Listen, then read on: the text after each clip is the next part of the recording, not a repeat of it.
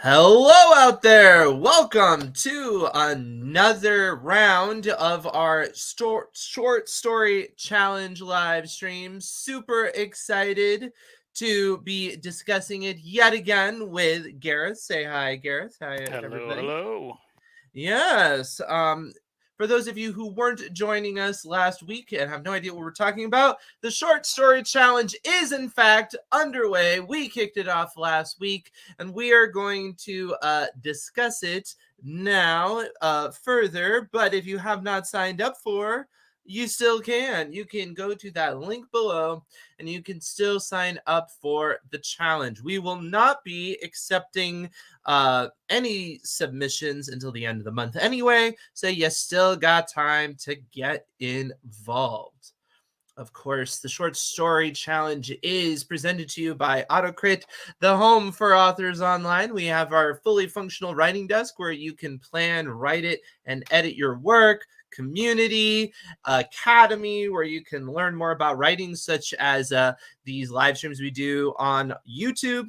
And we have personalized author services as well. Now, what is the goal of the writing challenge? Well, surprisingly enough, it's to write something. Yes, but particularly a short story. We are looking for a short story with the theme of treasure hunt. And so it doesn't necessarily have to be a literal treasure hunt in the sense of what I have as my map.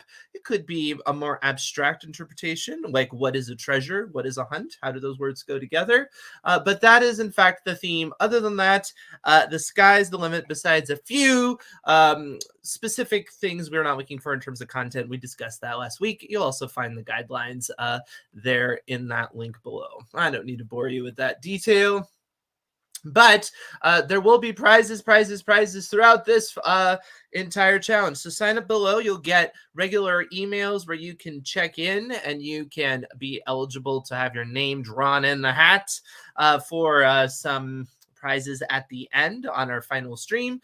And if you're an AutoCrit Pro member, hopefully you're checking out the daily accountability thread and making yourself eligible for a prize in there as well. All right. But of course, the greatest prize of all is getting a short story completed. At least that's what I think. But remember, keep to the guidelines. Yes. Gareth, do you want to give them the guidelines, our important spiel? Stick to the guidelines. Don't deviate. Stick as close as possible.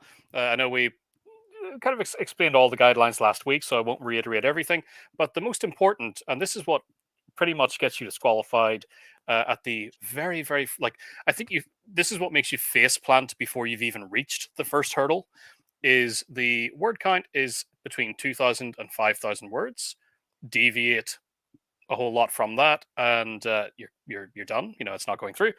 And also, when we get to the end, we expect the files to be sent to us in either a text document, a Word document, preferably, .doc or .docx, or an RTF file. If you send a PDF, we are not going to ask you to resend it in another form. It's just going to be ditched, and you will be disqualified. So those are the two main things. Stick to those.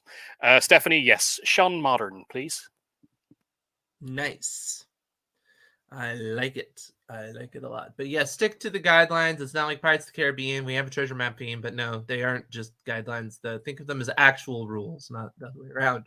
We're also looking for professional quality. Ultimately, the winning stories of this challenge are going to be printed by us in a trophy anthology. Now, it is not an actual publication with an ISBN number, so don't worry if you want to continue to shop around and get it published. You can still do that. It's not considered actually published. But that doesn't mean that being part of our trophy anthology is anything short of a professional level what do I want to say? Professional level achievement. I'll say that. There we go. I can talk today. But we take it very seriously is what I'm getting at. The point of the challenge is to stir the community into writing, into being the best writers they can be. So we really do want you to treat it as if you were submitting to the most prestigious publication that you would want to submit to, because we have had people go from winning, being part of the trophy anthology, to getting actually published somewhere else. So you can take it as a little bit of a pat on the back, maybe a little wind in your sails, to go ahead and submit it to other places as well. So please do that. Please do that. All right. So keeping your writing brief, we're going to discuss that. And no, I do not mean writing in your underwear, although some people do, in fact, find that to be motivational. That's your own personal choice. No, we're talking about making sure that you have brevity in your writing. This is particularly helpful in short stories. For those of you who have been joining me in the short story lab that we just did, shout out to all of you. You know that I started every session with what makes a short story different, and the answer is they're shorter. Yes, but this is important. It does. No. I know it's kind of obvious, but no, but it does matter, right? It does matter, and it does mean that you need to be all the more diligent, all the more picky about what ends up on the page, right? Space is at a premium. We actually have a requirement for our writing challenge in terms of word count. What is that writing requirement, Gareth? You want to go ahead and tell them? Yes, 2,000 to 5,000. Yes, Don't exactly, deviate. right?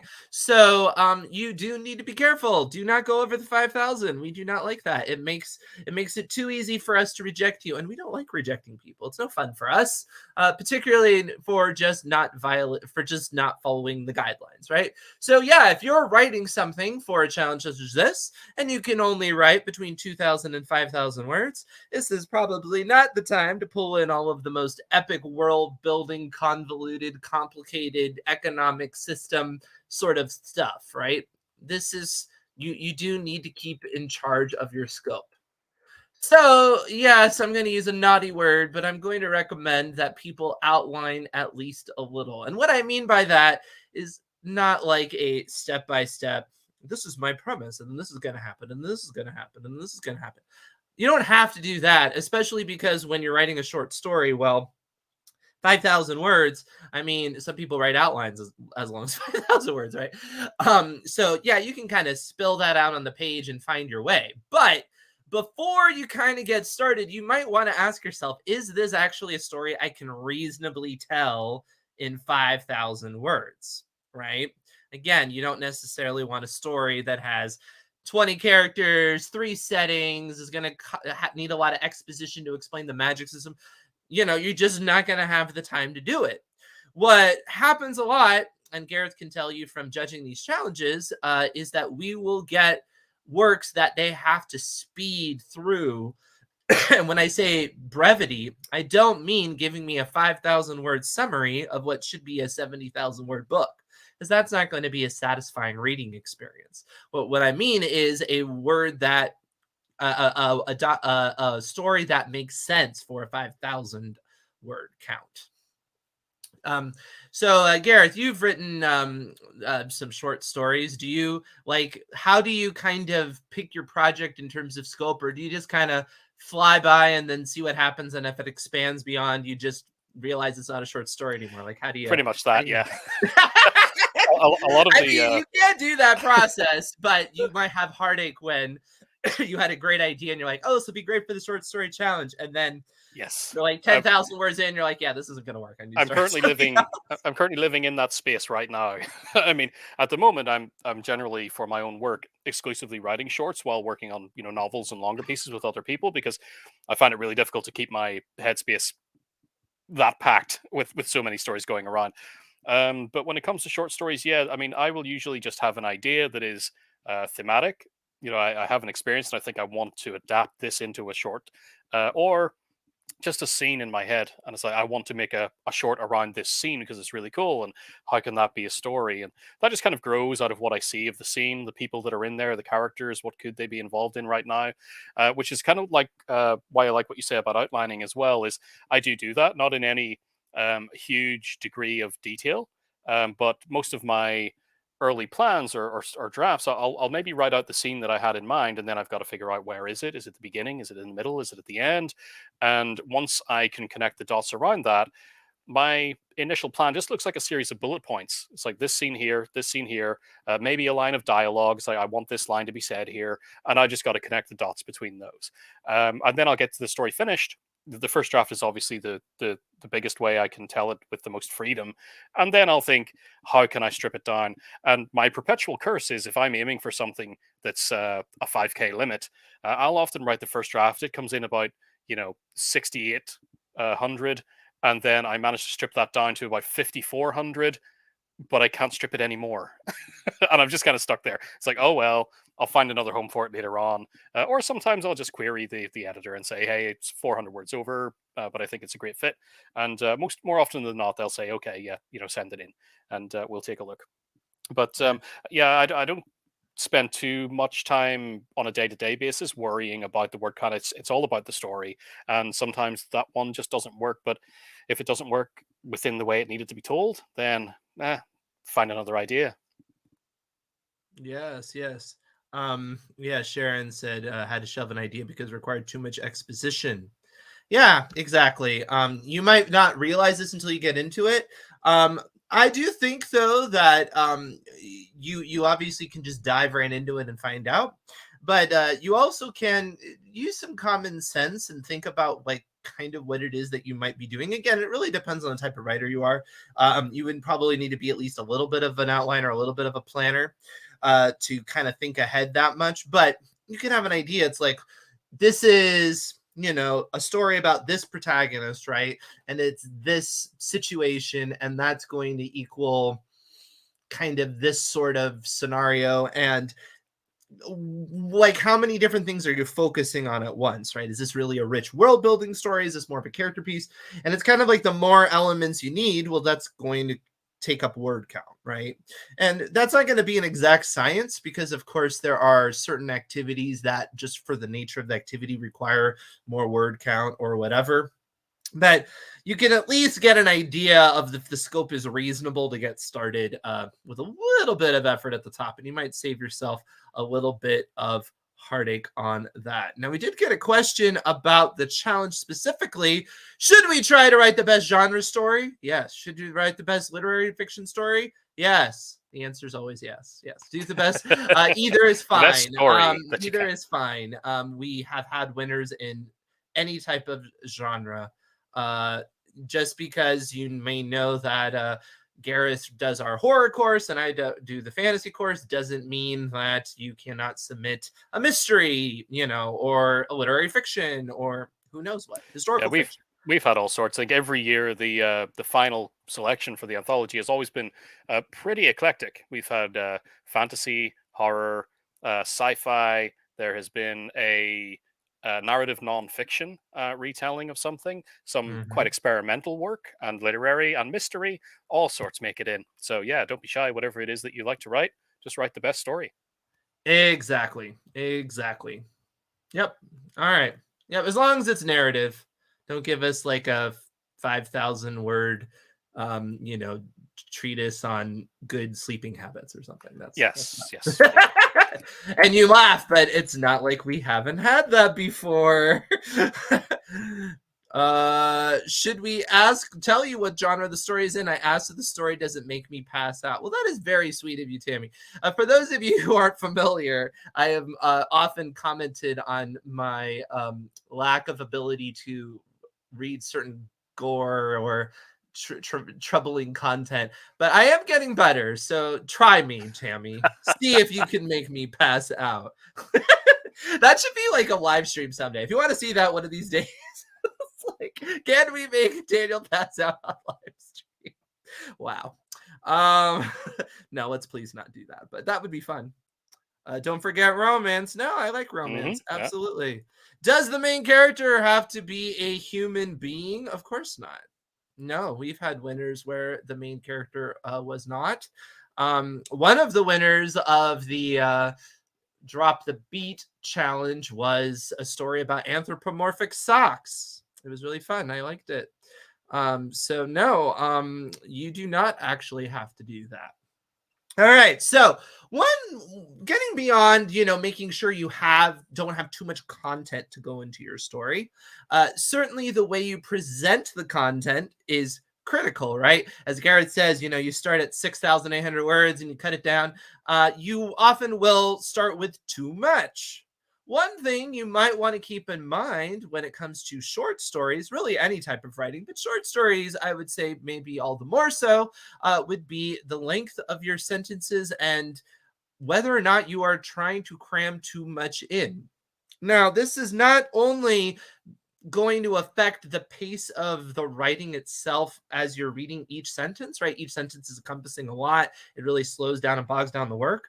But if you continually do that, you will just have more words overall, because often it's a sign that your writing is bloated in general.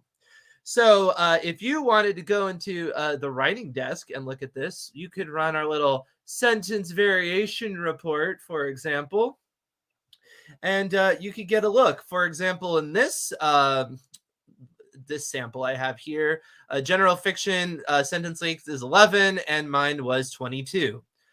That's not great. And it's not just as simple as, well, I should divvy up my sentences, right? Obviously, that's something to keep in mind, right? For the pace, for the rhythm. But it probably means, and I can tell you it actually does mean in this case, because this is a terrible example. Um, it's just dreadful. That it is bloated. It is not great writing. It is droning on too long. I mean, look at this opening sentence. Once upon a time in a faraway land that was surrounded by towering mountains and vast forests that stretched endlessly to the horizon, there lived a young man named Timothy. If you keep reading after that, then you have more patience than I do. But because ultimately, it's like, why is all that detail being thrown in there? There's just there's some redundancy in there, and it's droning on and on and on, and we're not even getting to any sort of action or activity. Keep in mind, when you are writing a short story, you're often going to be submitting these to places that get a lot of submissions, a lot of competition, right? And so you want those opening lines to really stand out. So again, this speaks to sentence length and also what is in those sentences. But longer sentences can give you an indication that you're off to a bad start. Thoughts on sentence length, Gareth? Yeah, really sticking to the guidelines. Sentence length can be a bit of a curse for me. I write in a way that sometimes doesn't feel like it goes on too long for me. I mean, I'd handle it just fine, and technically, a lot of the time they're not. It's not a problematic run-on sentence or anything like that. But Mhm. certainly paying attention to the genre conventions and what's happening nowadays in terms of what readers expect, they're expecting shorter sentences. I think the overall average, kind of across the board, falls in around 13. Words per sentence as an average, but it's always worth keeping an eye on that. I find it beneficial, even though, again, I will argue with myself. And if I'm using AutoCrit to check it, I'll argue with AutoCrit. And sometimes some sentences need to stay longer, but certainly looking for that average, just trying to keep the writing as punchy as you can, tends to be more compelling. Yeah, it really does. And it serves multiple purposes. Not only is it more interesting in the standpoint of keeping the audience's attention, but it also will serve a purpose of probably helping you get to that word count that you want. This is the first short story contest, and the my first short story. What point should we be at right now to finish in good time? Well, I mean, I hate to really give a specific on that because everybody does write differently. The classic the classic way that people tend to write is, last minute, because artists are often procrastinators by nature. And if that's the way that you do it, I'm not going to judge you, because there's plenty of people that produce quality work even within a short time frame. However, the last thing I want you to do is end up when it's time to submit and not have anything to submit. So keep on yourself. That's all I have to say. Don't don't force yourself into some sort of box or some sort of standard that's not reasonable for yourself, but don't give yourself license to fail, right? You should not fail. You should be able to do this and get something submitted at the end, right? That really should be your goal. So, all right. So on the same lines there, we're going to talk about paragraph length. Paragraph length is a little bit more, you might want to say, subjective, and it also tends to add more to the feel of the piece than it can word count. However, it can indicate bloat as well. So In my example here of this awful story, every paragraph is in fact a slow paced paragraph. So if I went through the pacing report and I looked at pacing, I would see all of these are highlighted. Now, what does that mean? That means they are filled with a lot of content, and a bunch of these in a row is going to be a wall of text. You probably don't want the audience spirits. Here, I'll make that smaller so you can see it easier. Yeah, look at that. That is no fun. And I can tell you there's a psychological impact when you submit to a contest and the judge sees this, because there's a certain lack of professionalism to some extent, because this isn't normally how fiction is being presented in this day and age. But also, it tells you that the artist doesn't really know what to emphasize, because psychologically, when we spend more time on something, we think it's more important. That's why, like, repeating something over and over again, they'll tell you if you're trying to overcome something to like repeat it over and over again as like a mantra, and then it'll sink in, right? So this is just a psychological trick. So when you make everything kind of the same and long, it's like everything is equally important and it's very flat, and you don't really know what the person's trying to draw your attention towards. So you definitely want to avoid this, but it also can tell you even beyond. You could say, well, just break up the paragraph, right? And I obviously could do that. I could just go like, go here and take this. Hold on. It'll pop up. There we go. And just be like, aha. And then if I ran the report again, well, that'd be gone. Yeah. But I would say still look at it, because it could be that it's really alerting you to there's more words there. It's longer than it needs to be. Think about it. Get brutal with your editing. That's my opinion. Do you have a similar problem with paragraph length that you do sentence length there, Gareth? Not entirely, no. Paragraphs tend to be pretty all right for me. But I would say as well, it's part of, think about, there's the old academic thing of paragraphs where it's like you switch paragraph when you're switching the focus or switching the topic. Not necessarily these days when it comes to fiction, and especially genre fiction, because you're trying to craft an experience there as part of it. And I find this is something that a lot of especially beginning genre writers, when you're writing something like horror, sci-fi, action, adventure, that kind of stuff, needs to be trained out of them, Mm-hmm. because when you're trying to pop a surprise, when you're trying to have a character pull something out, all of a sudden it's like, whoa, that moment. Oftentimes you want to break the paragraph there, give that its own line, let it just pop from the page right there on its own to give that effect, even though it is connected to the action that's going on around it, because it just doesn't pop if it's buried in the middle of a paragraph.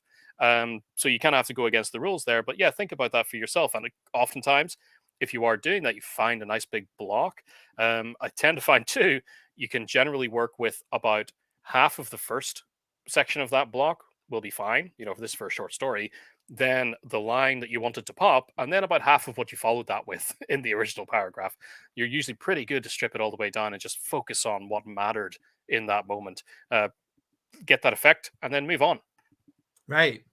No, it's so true. I think we get it, from school, because when we're writing essays for school, they're often thinking more like a magazine or a newspaper article, which they have more of a structure of, you have the main idea and supporting sentences, although those have become more conversational blog like all the time. But we have this sense that there's a rule there, right? It's like paragraphs follow rules, when in genre fiction they really don't. It's more of like poetry, where it's just to give you a sense of a reading experience, a rhythm, and things like. Will we have the ability to judge blindly? Yes. We do try to remove anything that would indicate who wrote it, because obviously we do interact with a lot of you. We don't want it to unnecessarily bias us.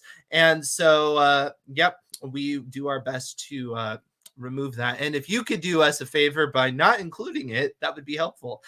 Not in your submission, like when you actually submit it, you should put your name on the form, but in the actual document, there's really no reason for it. It will attach to your submission, and then it'll save us a step, because we'll delete it from the document. Yeah, go through and As strip we it out the pass it document around, anyway. we don't want anybody to know who it is.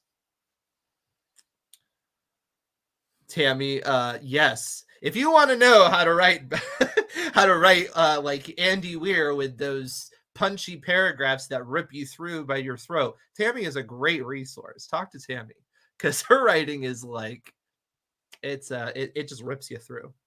I love it. She's never met white space that she doesn't like.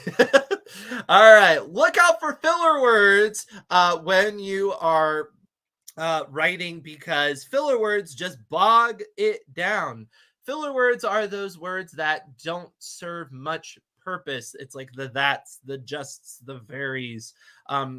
They're often there because we have verbal tics, much like when we talk. We'll say things like, ah, or such a, because like, we'll do the same thing when we're writing. And filler words will crop in, and then your writing will get really, well, like I said, it'll get bogged down. You'll be taking too long to get to what it is you want to say. And again, it gives a sense of lack of professionalism. So even though you might think of this as a sort of final polish step, Gareth and I generally recommend trying to do it a little bit earlier, because immediately it'll draw more attention to everything else, because it just kind of clears the noise. So I like to go after filler words pretty early. Do you have any filler words that are kind of your arch nemesis, Gareth, or maybe you've beaten yourself out of that habit by now? Mostly beaten out of the habit, but previously just and that. And I think Just, that's universal. I would put good yeah, money that those are probably everybody's. Even used to be, even was probably the one that I got over the fastest, but just in that hung around. Um, yeah. and it's not necessarily taken as a filler word, but also the word suddenly. I've come to despise suddenly. I know, right? Because it's like, well, of course, because you're reading it right now, right? Yeah, Like, it's immediate. Why are you delaying? yeah, immediately it's like, yeah, we get it. It's what's going on right now. Immediately. That is so true. Yeah, speaking of that, look at all the that's that are in this terrible example. Yes, that stretched, brown hair that fell Jenny, and eyes that sparkled like stars. You possess a kind heart that beat rhythmically. And what's going on here actually is not even so much that it's only kind of filling in space, it's filtering, it's giving you distance, right? Because that's another thing that something like that can do. It can it can keep you from just using a more active verb in that spot, right? Like for example, his feet propelling him forward with an eagerness that could not be contained. Obviously, you can say that much more succinctly, right? When you start saying like that could not be contained, again, it feels kind of distance. It doesn't feel like I'm really in his mind. And so there's multiple reasons why you would like to look for filler words throughout your story. For one, there are some that are just going to be 100% unnecessary. You just put it in. On the other hand, there will be some that will point out that you're being overly wordy in other ways. You're using more words to get across a thought. And like I said, usually that means you're filtering and we're not really in the head of the person, which is not a great place to be, particularly for short story, right? Because short stories, you can get very tight. And it's one thing that's can be awesome about it, because it's something that, you wouldn't be able to sustain that kind of intimate connection with the character for 80,000 words, but 5,000, yeah, you can get like right in there and you can feel like in the moment, right? And it can be super intense.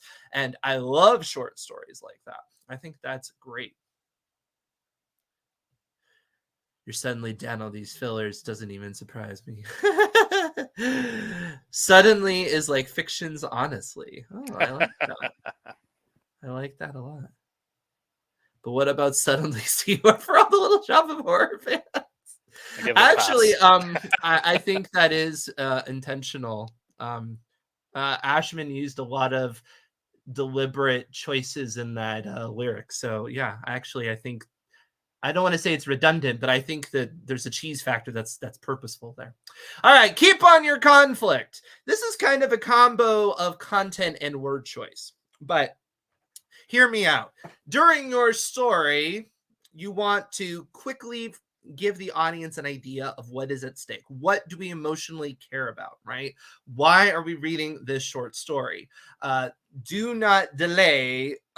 Get, as they say in screenwriting, often, get in late and out early, right? We should join a character in the middle of something or thrust into something active it's not generally a great idea to start it with big sweeping helicopter shots. Now, I'm not saying you can never do that, but this is generally not going to work as well. But as soon as you hone in on that conflict, well, let's keep on it, right? The last thing you want to do is dilly dally or go around and go on side quests and things like that. Usually, short stories don't have much of like a B plot to speak of. They don't, there's not really any reason to have a whole lot of extra world building just for texture. Sometimes, sure, but usually you want to be kind of lean and mean, and everything needs to serve a pretty narrow conflict if you want it to have that concentrated oomph that short stories work the best with. So, what are some ways that you look at conflict when you're writing a short story, Gareth? Maybe in comparison to writing like a full length piece. Yeah, coming in for a short, it's like Daniel says here, keep on your conflict. Pretty much in the beginning, it's like starting right in the middle of a scenario, right in the middle of something happening that is also telling me what this story is about, like what's going on here. And great thing with conflict, it can be internal or external. It's kind of, but again, what you're starting with is telling me what the story's about. So if the story is mainly introspective for the characters, you're bringing me in on a scene where I'm feeling that. I'm inside of the character's mind. Perhaps they are. I can see talk here of perhaps an argument happening, things like that. But that argument should reflect almost straight away in those first couple of paragraphs what this story is going to be dealing with in terms of what the character is dealing with as an internal conflict, if that makes sense. If we're talking about an external conflict, then I want your opener to present an element of that external conflict. Perhaps this is why I'm a big fan. I like reading all sorts of stuff, and whether that is very literary and introverted, internal kind of stuff, or straight up pulp action fun. I really don't care as long as it entertains me. And you'll often find the pulpier stories are more interested in just setting out a fun scenario and running with it. In which case, if that's what the story is promising, well, start with that. Put me in that kind of situation. Start with the monster leaping out at someone, that kind of thing. If it's going to be more thoughtful and introverted, start with thoughtful introversion. So I know where I'm going and what the core conflict of this story is, because it can be either one. And of course, you can juggle both. It can be difficult to juggle both pretty well within the scope of a very short story, but it's not impossible. And yeah, just play with that. Yeah, no, I think there's something to that, right? When you're paying attention to keeping on your conflict, a part of that is not changing conflict midstream or not kind of misdirecting. I mean, there can be that, of course, in short stories to a point. There are some great short stories with plot twists and twist endings and things like that. But as a general rule, if you start out and somebody is incredibly concerned about something specific, they should mostly stay on that, right? It shouldn't like deviate and go to something else and then maybe pivot back, because you're going to lose your momentum, especially in a short story, because you just don't have a lot of time, especially 5,000 words, right? Yeah. You're better off often, instead of doubling down on what you have already. And this is a common problem that earlier authors will have. They'll just have so many ideas and like, well, this could happen, and this could happen, and this can happen, this can happen. I would say that's great. I love the fact you have a lot of ideas. Before a short story, think about how to get the most mileage off of what you've set up. Like if you started out with a really great scenario and it's like, wow, somebody's, is back against the wall doing this. Okay, well, before you then then ramp it up to an 11, see if you've really gotten the mileage off of that conflict. Because sometimes adding additional ones just to kind of attempt to ratchet up the suspense, it really just kind of diminishes, because you're just not able to spend enough time to get those going, right? And you'd be better off ratcheting up the tension what you have right in front of you. And I have a quick little excerpt here to sort of illustrate this as well in terms of Awesome. technique. That one thing you can do to keep on the conflict is wrapping it up in everything. Almost every line matters, and you can still manage to give a sense of other characters. You can build your setting. You can just add some extra description of what's going on around a character while tying that to the conflict. I think a really great example of this, I'll read here. So one that in our horror club last week we looked at, but an excellent short story from Gary McMahon, whose work I love, called Lifelike. And we open up in that story with the character talking with his elderly mother, and he's kind of thinking about how he's feeling a little guilty about not being there to support her as she's moving into a new home. So he goes to visit, and they get a little not heated, but her pride is taking over, and she's locking him out a little bit. And he is driving home then for his 3 hour journey home. And as he sits there, he says, "I stared at the stationary traffic through the windscreen. Even this late in the day, the sky was clear. The sun was still hot. I wished it would rain to clear the air. It hadn't rained in weeks." And that again is just giving the setting, giving us tone as well, kind of a drab feeling around it all. But notice the kind of play on words, the double meaning of clear the air. He's stuck in this horrible situation with his mother, and he kind of wants to talk about all the things that are going on between them, and that's been weighing on him for weeks. It comes through in that when it's technically talking about the weather and just kind of putting us in place. In, of course, it's Britain, so it's all grey and drab. So think about things like that. It's very, very smart use of getting a setting, putting us in the real world, putting us where we need to be, but also hooking right into the conflict. And in this case, an internal conflict with Mhm. a smart little play on words. Exactly. Yeah. Keeping in mind that the environment itself can either tie into the conflict in kind of a metaphorical way, like you're saying, or it can just add to the situation, right? You can ratchet up tension by just using things around, right?